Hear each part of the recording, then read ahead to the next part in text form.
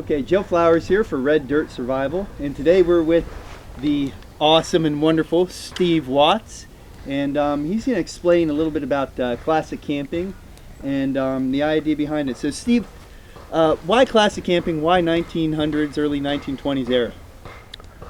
Well, it was a time in the history of camping when two forces came together. One is the long story of traditional outdoor skills that goes back to the American frontier and the Native Americans, and that meets the early technology of the early 20th century in a pretty exciting way. It's the skills and traditions of Daniel Boone meets the world of Henry Ford, and so it's a potent time in outdoor history. People were more mobile than ever. People began to camp for recreation, not because they had to camp, not because they were soldiers or explorers or miners or railroad workers. They went to camp for enjoyment, for recreation, for recreation. And so that's why we call it the Golden Age. 1880s to about 1930, and it's a pretty exciting time when camping was really for the masses. It's surprising to a lot of people that so many people were camping in the early 1920s. And Henry Ford had a lot to do with that because he was a camper and promoted camping in an effort to sell his automobiles. But it's an exciting time because there's still plenty of skills left of the outdoorsman, combined with a few new gadgets that came along at the time. Yeah, would you say that more people camped back then than they do now? Well, in terms of percentage of the population, it seems that around 1923, 1924 was the largest percentage ever. Wow, that's amazing. Yeah. And I guess a lot of times now, a lot of days, it's just you use a stove, like you were saying yesterday. You use a stove at home. You use a stove, when you go backpacking or something like that. That's sort of the way we're into in this age. We just sort of transfer some of that to the woods. But in the old days, this is about sleeping under canvas and cooking over an open fire. Stoves were there. There were alcohol stoves, there were kerosene stoves, there were gasoline stoves. But stoves were really thought of more in terms of super convenience, like people think today, or expeditions. When you're above tree line where there is no wood and so forth. But the standard classic camping way of camping is canvas, open fire. The skills involved in just cooking a meal. Instead of boiling up a pot of water on a stove and dumping in a bag of freeze-dried goop, you build a fire, and you have to know how to build a fire. You have to know what kind of wood is best, so forth. You got tool craft involved, knife, axe, and saw craft. So there's a lot of craft in having a fire and then cooking on the fire, and not just boiling water. Boiling, baking, frying, roasting, all of these different cooking techniques. Cooking from scratch. There's tremendous pleasure in honest grub cooked over an open fire. And you're doing a really big effort trying to get a lot of this classic camping back. Yeah, I call the revival of the classic camping era in America. I date that at 2000 because of the publication of David Westcott's book, Camping in the Old Style. Mm-hmm. And so Dave and I have been working together some, and I started doing a series of classic camping workshops here on the East Coast, and Dave on the West in Idaho. And so we built some skilled people in these classes, and we have a classic camping demonstration team that goes out at various places and sets up camps and present people with, just give them a chance to see this, mm-hmm. To be educational and to be fun. I mean, a lot of people just don't realize how relaxing and comfortable this kind of camping is. And usually when people come to our demonstrations, they just say, oh, that's a great way to camp. Why don't we camp that way anymore? And our answer is, I don't know why we don't camp that way anymore. Well, I like that wood smoke, when David Westcott kind of wanted everybody, on Saturday and Sunday to wear some more classic style stuff. And right. I was surprised being out in the heat in Idaho how comfortable I was wearing all this heavy cotton and this long sleeve top and all that. It was amazing how comfortable it was. The whole dressing up thing may just seem a little odd. It's not for everybody, but our thing is, when you're testing this equipment from old, when you're testing the tents, the tools, the sleeping rigs, all these things, well, Clothes are gear too. Clothes are part of the story. Clothes are portable shelter.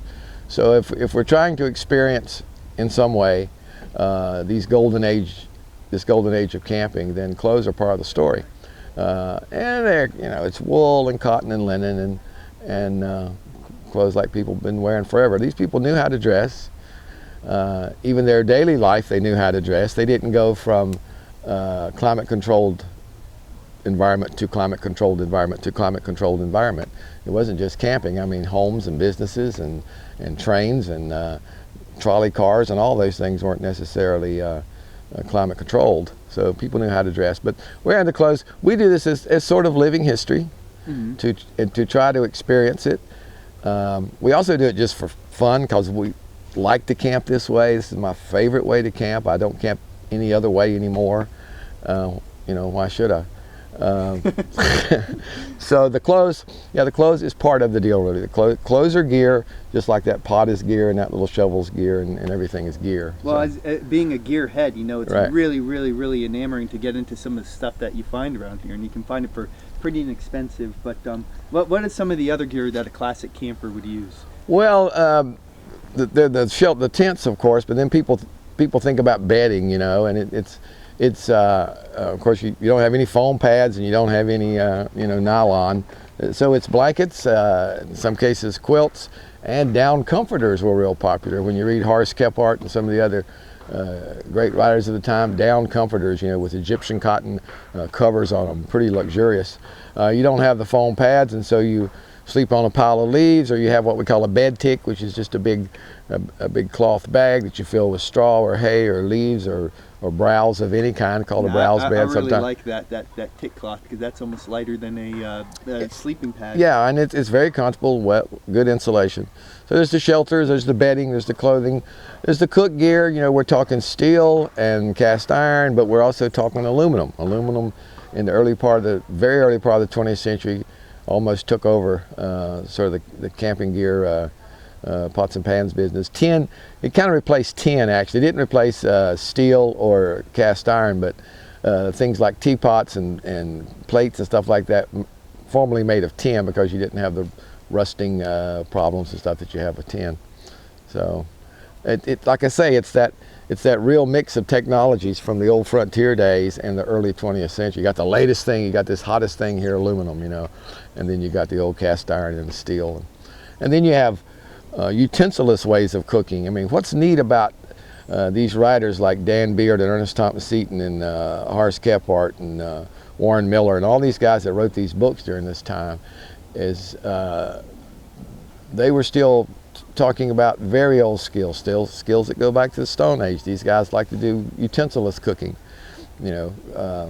roasting by the fire, cooking in the ashes, cooking on hot stones. All those things were included in the repertoire of how you could fix something to eat, instead of, and I go back to it, boiling a pot of water and dumping a bag of something in it.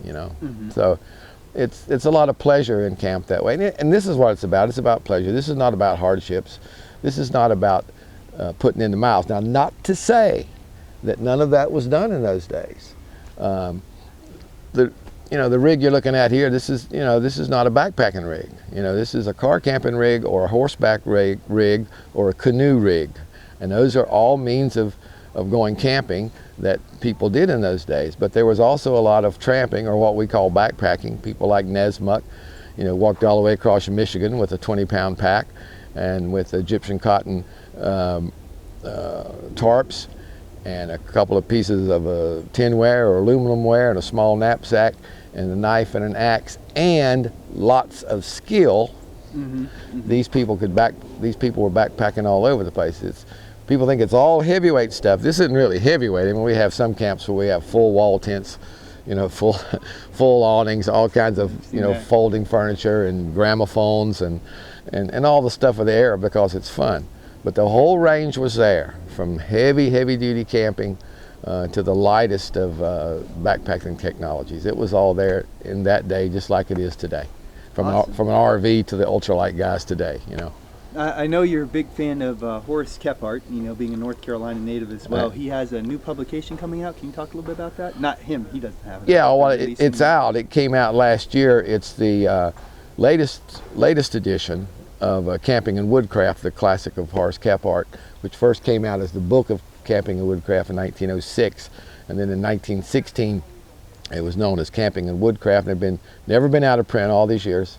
And last year the Great Smoky Mountains Association has put out a new edition, the first one since the 70s, and so wow, it's out there. And we've got to participate at Horace Kephart Days in Bryson City, which was his adopted home, where he spent his last years writing and working to establish the Great Smoky Mountains National Park, where he wrote Camping and Woodcraft and his classic Our Southern Highlanders.